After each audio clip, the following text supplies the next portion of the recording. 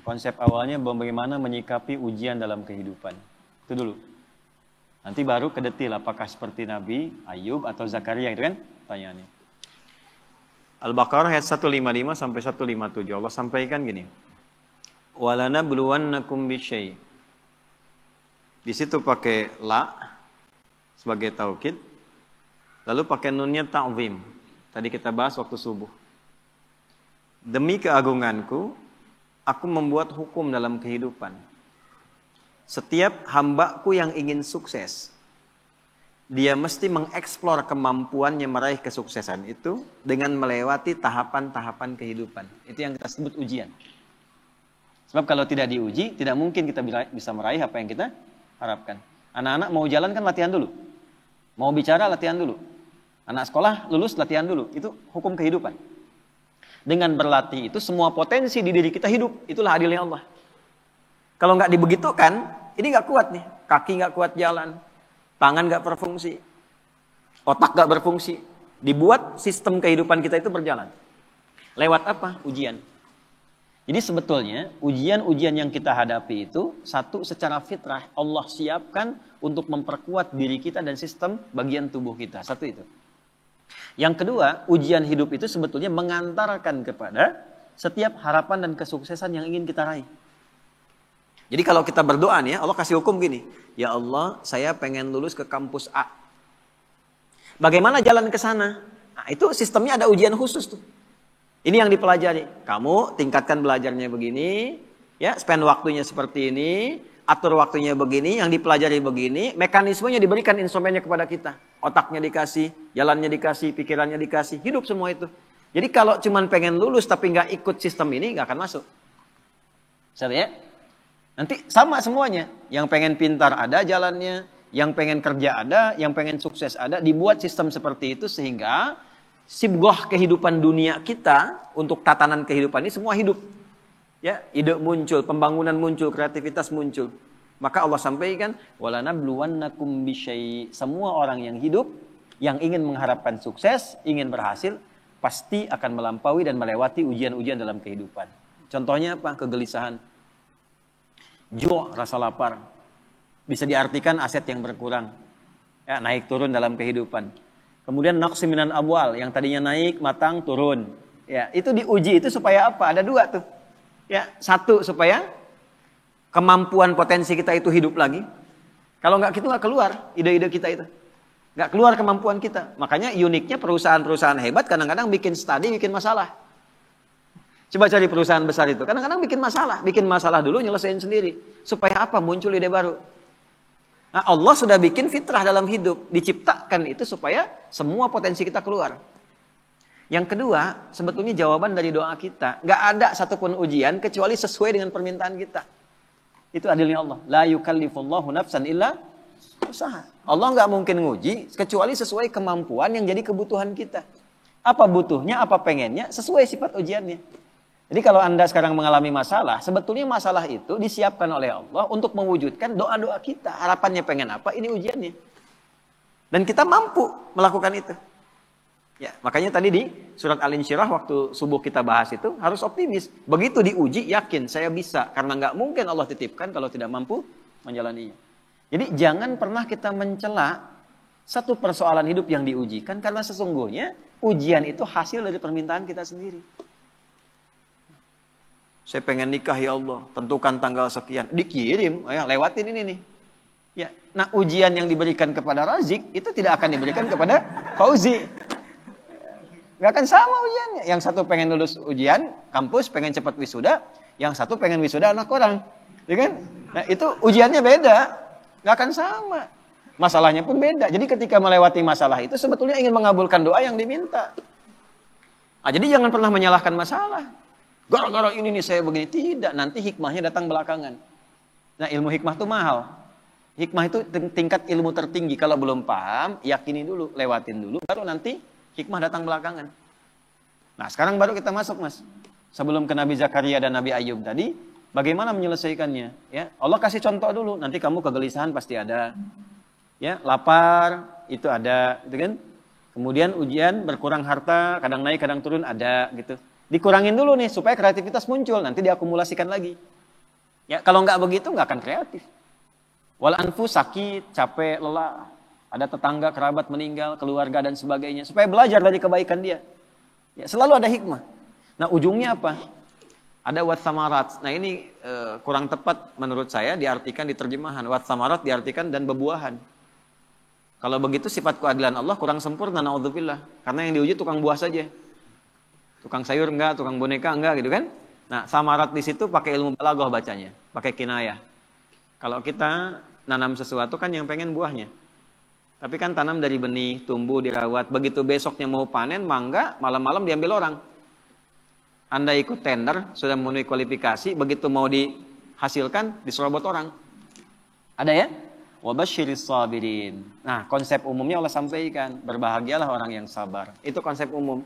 Jadi kalau sedang menerima persoalan, dihadapi, terima dulu dengan sabar. Sabar itu apa? Bukan diam. Teruskan. Ya. Alladzina idza asabathum musibah. Yang kalau dia ditimpa dengan apa yang dia inginkan itu, nah itu musibah tuh. Ya, musibah. Saya pengen pesantren dikasih sama Allah, ini musibah. Jadi musibah itu nggak harus selalu buruk, tidak. Baik. Anda pun datang ke sini bagi saya musibah.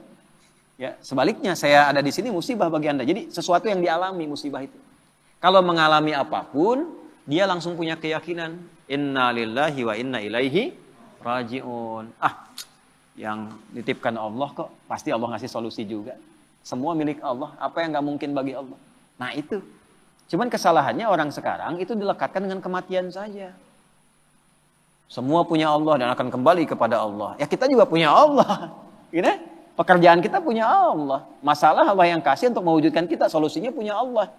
Maka yang dibangun oleh Allah pertama kali kesadaran paripurna kita. Kalau sedang diuji, ingat kepada yang uji.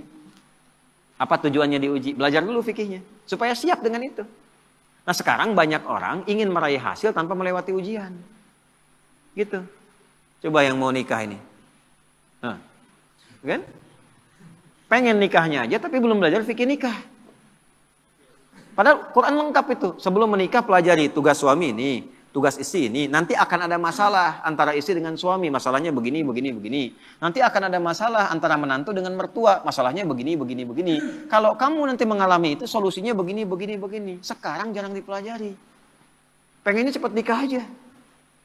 Tanggal tentukan, ini tentukan. Pelajaran belum ada. Dulu orang tua kita, kenapa ketawa? Dulu orang tua kita itu, begitu kemudian mengkhitbah, dipacari, dikasih daun pacar yang perempuan. Lalu diajari rumah tangga 40 hari. Yang laki-laki belajar untuk memaksimalkan nafkah. Nah, dalam masa menunggu itu disebut pacaran. Belajar fikihnya begini, ininya begini. Makanya dulu tuh banyak sekali pernikahan-pernikahan yang abadi dan langgeng. Kenapa? Karena fikihnya dipakai. Sama babnya kerja, tapi tidak belajar tentang fikih kerja. Tantangan gimana? Menghadapi orang iseng gimana? Kalau makin naik, ini akan terjadi. Orang nggak suka, ingin menyingkirkan, ingin menyungkurkan, menghambatnya begini. Nanti cara menyelesaikannya begini. Ibadah ritualnya begini, secara intelektual pemetaannya begini, di lapangannya akan begini. Itu ada semua. Dan hebatnya adanya di Quran. Nah, makanya orang-orang yang kembali kepada Allah, dipuji oleh Allah. Ayat 157-nya. Ulaika alaihim salawatum mir rabbihim wa rahmah. Orang-orang yang memetakkan mitigasi persoalan dan menerima optimis dia selesaikan, dipuji oleh Allah dibandingkan orang yang berkeluh kesah. Jadi sabar itu bukan diam. Sabar itu mengkontemplasikan, terima. Karena nggak diterima pun jadi masalah kita juga. Dan yang pengen itu kita juga. Terima dulu. Nanti setelah itu terhubung dengan Allah, sholat. Karena itu sholat disandingkan dengan sabar untuk menyelesaikan masalah. Ada di mana? Al-Baqarah 45. Ya, wasta'inu bisabri wassalah. Kalau engkau punya masalah, terima dulu. Bukan cuma engkau, yang lain juga punya masalah. Kan engkau juga yang minta. Nanti bawa solusinya lewat sholat, minta sama Allah petunjuk. Kalau belum yakin di soal imannya, Al-Baqarah 153. Ya ayyuhalladzina amanu ista'inu bisabri wassalah. Katanya engkau yakin dengan saya. Engkau yakin percaya kepada saya. Saya kasih kok nggak yakin juga. Di mana imanmu kata Allah? Nah, setelah itu dikasih rincian jenis persoalannya. Ini orang-orang dulu yang punya masalah. Kamu pernah sakit? Aku ujikan kepada Ayub. Kamu pernah punya persoalan di rumah tangga tentang keturunan? Aku ujikan di Zakaria. Muncullah pertanyaan Anda tadi, apakah harus seperti Nabi Ayub atau seperti Nabi Zakaria? Balik ditanyakan sifat masalahnya apa. Karena Allah turunkan kisah-kisah itu untuk memberikan detail kepada Nabi Muhammad. Kalau sakitmu ringan Muhammad SAW. Lagi kerja sakit diuji nih. Capek, batuk, pilek, apa. Nih Nabi Ibrahim pernah begitu. Kalau lagi berangkat dakwah, capek, lelah. Bukan cuma kamu yang lelah Muhammad. Ibrahim dulu lelah juga. Turunlah Quran surah misalnya ke-26 ayat 80. Wa idza maridtu fahuwa yashfin. Kalau saya sedang tugas pegal-pegal dikit pasti Allah sembuhkan. Sambil dipegang. Kalau lagi dakwah suara hilang, ya wa idza maridtu fahuwa yashfin sambil dipegang. Kalau sakit pasti disembuhkan. Yang nugaskan Allah, yang ngasih jalan Allah, yang nguji Allah, pasti yang ngasih solusi Allah. Pernah nggak begitu? Ya. Capek nih, oh nggak jamaah nggak jadi. Capek nih, kajian batal. Capek nih, baru mendung dikit, padahal belum tentu hujan. Yang dipasang malah status. Jakarta macet, ya. Berangkat enggak, padahal belum tentu ketika dia jalan itu macet. Nah ini satu mas. Nah kalau sakitnya demikian parah, sampai diuji dengan yang luar biasa, Allah kirimkan kisah. Wa ayyuba idna ada rabbahu anni masani yadurru wa anta arhamur rahimin. Ayub itu satu kaya, kedua sukses, ketiga soleh, ideal sekali. Kaya, istri cantik, anak 12. Aset banyak. Asetnya banyak. Kebun, termasuk paling kaya. Soleh. Berbaginya, nabi lagi. Setan mengajukan permintaan kepada Allah untuk menguji Ayub ini, menggoda Ayub dengan 3 sifatnya sekaligus. Menghilangkan kekayaannya, menghilangkan keturunannya, menghambat kesolehannya. Tapi diizinkan oleh Allah untuk memberikan satu hikmah dan petunjuk kepada umat di masa depan. Kalau diuji dengan yang seperti ini, zikirnya begini. Pertama, minta kepada Allah supaya semua aset kekayaannya habis dalam sehari. Maka dalam sehari ternaknya mati semua, kebunnya kebakar semua habis. Dalam sehari. Setan melakukan itu, menduga Ayub akan putus asa, mengeluh kepada Allah. Yang terjadi justru ibadahnya naik 2 kali lipat. Nggak komen tentang aset itu. Alhamdulillah engkau yang titipkan, kau yang ambil, selesai itu. Sehingga jadi rumus. Ya, jadi rumus tuh. Nih, rumus Ayub tuh begini. Contoh nih ya. Ini sendal di depan nih. Itu titipan dari Allah bukan? Kalau titipan yang punya siapa? Allah. Nitip nih, kalau nitip diklaim sama yang dititipi, benar nggak? Tidak kan? Ya kan? Kalau yang dititipi berarti kan akan mengembalikan kan? Nah, kalau dikembalikan dalam keadaan rusak, seneng nggak yang nitipkan? Tidak. Saya nitipkan untuk dipakai pada yang baik, dipakai untuk nyuri, seneng nggak? Tidak. Begitu dititipkan dan berhasil mengolah itu, diambil sama yang menitipkan, alhamdulillah. Ya Allah, engkau titipkan kebun, aku sudah pakai sesuai dengan apa yang engkau perintahkan. Aku rawat, aku tanam, aku bagi, aku share, aku sedekah. Sekarang kau ambil lagi, alhamdulillah, sukses saya menjaga titipan. Dan Allah mengatakan kalau sukses aku ganti lebih di akhirat. Jadi milik kamu, lebih indah lagi. Jadi Nabi Ayub tuh melihat sesuatu itu titipan Allah saja. Kalau hilang, alhamdulillah cari dulu. Kalau nggak ketemu, alhamdulillah tugas selesai. Titipan selesai. Yang penting hisabnya ringan. Itu Ayub. Malah nambah soleh. Ya. Nah, bisa nggak itu kita bawa dalam kehidupan sehari-hari? Ya, makanya kata Nabi, ajaban li amril mu'min, orang beriman tuh sempurna, mengagumkan perkaranya. Kalau dapat kesuksesan dia bersyukur, jadi nggak berlebihan. Allah juga yang nitipkan kok. Kalau diuji dengan persoalan dia bersabar, yang punya Allah juga kok. Gitu. Jadi sama aja antara ada dengan tiada, sama aja. Dinikmati aja. Nah, dalam menjalani itu butuh penyesuaian. Disitulah ada pahala. Ya. Kalau nggak ada ujian nggak ada pahala. Nggak ada pahala. Nggak tahu caranya kita berdoa, berkeluh kesah, minta dan sebagainya. Jadi saya kembali kepada awal ketika Anda bertanya tentang sikap Nabi Ayub. Secara konseptual dari Al-Quran yang pertama kali adalah satu. Jika dihadapkan pada ujian kekayaan, ini yang harus dilakukan. Kalau jatuh pun begini caranya. Kalau sedang maju di atas bersyukur, jangan terlalu angkuh, jangan sombong dan sebagainya. Kata kapan-kapan Allah bisa ambil, itu loh hikmahnya. Kalau diambil pun jangan banyak disesali. Toh yang punya bukan kita kok. Ya, belajar sama tukang parkir. Datang mobil, beda-beda biasa aja. Ya. Nggak ada tukang parkir, begitu Alphard pergi langsung marah katanya, woi ngapain diambil? Nggak ada, biasa aja. Gitu. Nggak ada bangga sampai selfie dengan mobil orang gitu, biasa aja. Dapat titipan, begitu waktunya diambil, pulang selesai. Itu problemnya kadang-kadang, nah ngajinya nggak sampai ke situ. Fikih syukurnya banyak, fikih sabarnya nggak dipelajari. Itu satu. Yang kedua, begitu naik meningkat, ya Allah minta anaknya meninggal dalam sehari semua. Diuji meninggal semua sehari Pak, 12 sih. Dikira akan down, ternyata naik 2 kali lipat, berarti udah 4 kali lipat dari sebelumnya. Tinggal yang terakhir, ya Allah kok masih naik nih, bikin sakit ya Allah. Saya minta ngajukan yang terakhir sakit. Yang sakitnya tidak pernah dialami oleh orang sebelumnya, nggak akan dirasakan oleh orang setelahnya. Ya. Istrinya datang mengatakan, Pak, kenapa nggak memohon pada Allah sembuh? Ditanya balik, kita itu senang, sehat, syukur berapa lama? Dijawab kurang lebih 20 tahun. Ada riwayat mengatakan 70 tahun. Sekarang diuji dengan hilang ini, ujian sabar dan saya sakit berapa lama? Ada riwayat mengatakan 7 tahun, ada riwayat mengatakan ya, sekian belas tahun. Kata Ayub begini, nanti aja kalau ujian sabarnya sudah sama dengan ujian syukur, baru saya minta sama Allah. Malu, dikasih 20 tahun senang, kaya, baik, kan? Tapi baru dikasih masih 15 tahun, 7 tahun dalam riwayat sebagian mengatakan, baru dikasih segini kita sudah mengeluh. Ntar aja kalau sabarnya udah sama dengan syukur sehingga seimbang. Tapi ketika sakitnya sudah mengganggu beliau untuk melaksanakan rutinitas ibadahnya. Tadinya masih bisa bangun, sekarang sakitnya sudah nggak bisa menahan berdirinya. Sholatnya sudah susah dan sebagainya. Baru Ayub minta kepada Allah. Dibukalah dengan fathah, bukan dengan dhammah. Kita tahu yang ngaji nahwu, setiap kalimat dalam bahasa Arab digunakan dhammah di awalnya, namanya mubtada. Tapi khusus ayat ini pakai fathah. Wa ayyuba, bukan wa ayyubu. Fathah itu membuka sesuatu sebagai inspirasi. Wa ayyuba. Dan aku buka kisah Ayub sebagai inspirasi untukmu. Kalau engkau mengalami persoalan yang sama, lakukan seperti Ayub menjalaninya. Idnada rabbahu anni masani yadurru wa anta arhamur rahimin. Ketika Ayub bermohon kepada Allah kesembuhan untuk ibadahnya, bukan sekadar sembuhnya. Anda sakit berobat ke dokter. Pengen sembuh atau pengen dekat sama Allah? Beda tuh. Ya, saya sakit nih. Diberi sakit oleh Allah nih. Minta sembuh. Semua orang minta sembuh yang sakit. Tapi jarang ada yang minta sembuh untuk meningkatkan ibadahnya kepada Allah. Ya Allah saya pengen sehat supaya tahajud.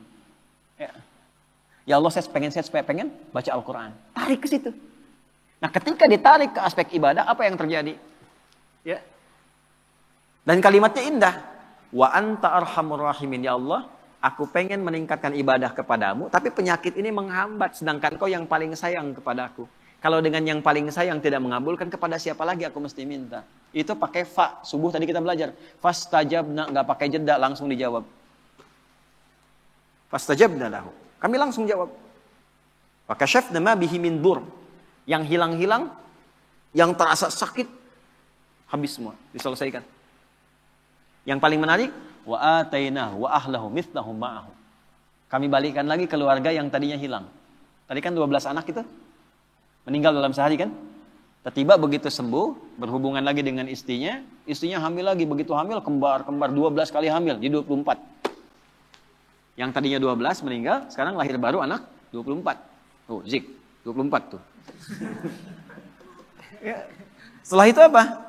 Karena Ayub ini dikenal dermawan, bagus, suka berbagi, maka orang viral, Ayub sudah sembuh, datanglah nengok. Datang itu bawa sesuatu. Ada yang datang bawa hasil kebun, datang mau nyerahkan, kaya lagi 2 kali lipat dari sebelumnya lagi. Dan ditutup dengan kalimat ujungnya, wa dzikra lil abidin. Kami tidak khususkan ini untuk Ayub, tapi bagi setiap hamba kamu yang punya persoalan serupa, lakukan zikirnya Ayub.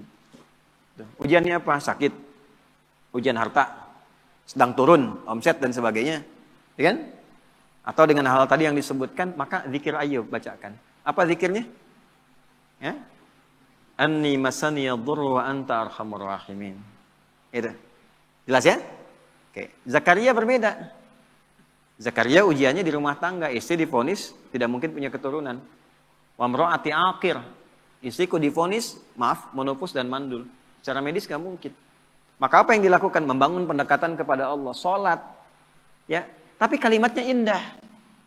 Rabbi la tadharni fardan wa anta khairul warithin. Ya Allah, jangan biarkan aku sendiri untuk memperjuangkan risalah dakwah ini. Aku pengen ada penerus, aku pengen punya keturunan. Itu bukan sekedar punya anak ya Allah. Supaya ada legasi dakwahku yang diteruskan oleh anak-anakku. Gak berhenti memperbaiki masyarakat itu. Ya itu kuncinya. Kalau cuma pengen punya keturunan, yang lain minta banyak. Tarik ke unsur ibadah. Tarik. Engkau yang paling sayang padaku ya Allah. Aku tidak putus berdoa kepadamu. Dari mulai aku kuat sampai fisikku letih, sampai rambutku memutih. Ada orang minta di depan 5 menit tuh. Pak Ustadz, Pak Masuri, tolong Pak Masuri. 5 menit, dikasih nggak? Belum tentu. Tapi 24 jam di depan, tangannya begini, Pak Masuri gitu, tolong 24 jam. Dikasih nggak? Keterlaluan kalau nggak ngasih. Ya kan? Allah punya sifat Rahman dan Rahim. Ini ada hamba minta begini, ya Allah, dari mulai rambutku menghitam sampai memutih, fisikku kuat sampai letih, aku tetap yakin bahwa Engkau akan mengabulkan doaku. Aku tidak minta banyak, ya Allah. Aku minta keturunan supaya bisa meneruskan dakwah bagi orang-orang untuk bisa menyembahmu. Langsung jawabannya sama dengan yang tadi Ayub. Fastajabna. Gitu. Tapi isiannya apa? Yusari'una fil khairat. Diisi dengan dharma bakti kebaikan. Ya, inilah salah satu yang sanadnya ke Syekh Nawawi Al-Bantani. Ya, jadi kalau pengen cepat doa dijawab, salah satunya bukan sekedar doa. Sertakan dengan kebaikan. Bisa dengan infak kalau ada harta. Ya, bisa dengan ibadah tenaga, sholat tambah, baca Quran tambah. Supaya Allah mempercepat pengabulan doa. Nah itulah wasilah. Ada konsepnya di Quran surah 5 ayat 35. Ya ayyuhalladzina amanu taqullaha wabtaghu ilaihil wasilah. Hei orang beriman, kalau punya hajat, punya keinginan, tingkatkan takwamu kepada Allah. Dan jadikan takwa itu sebagai wasilah. Bentuknya apa? Takwa dengan tenaga, amal solehnya, sholat. Kan nggak bayar sholat. Kan? Takwa dengan harta, infak, sedekah. Cari anak yatim, cari penghafal Quran, ya, cari janda-janda dan sebagainya misalnya. Yang memang ada tanggungan yang bisa kita bantu. Itu jadikan wasilah untuk minta. Cuma mintanya jangan tarik ke dunia. Pantai. Tarik ke akhirat. Minta sama Allah. Tarik. Gitu. Saya pengen punya ini ya Allah. Supaya saya bisa beramal soleh. Nah itu. Jelas ya? Nah jadi sekarang tinggal pilih mas. Nanti indahnya di Quran itu semuanya ada contoh. Nabi Ibrahim ada persoalannya. Nabi Nuh ada persoalan. Semua nabi yang ada di Quran itu semuanya ada hikmahnya. Dan akumulasinya ada pada kehidupan Nabi Muhammad SAW. Maka kesimpulan Quran cuma satu untuk Nabi Muhammad. Laqad kana lakum fi rasulillahi uswatun sana. Tinggal diurut. Jadi kalau kita sedang punya masalah apa, gampangnya gini. Nabi pernah mengalami itu di mana, kapan, petunjuknya apa. Ikuti, selesai seketika.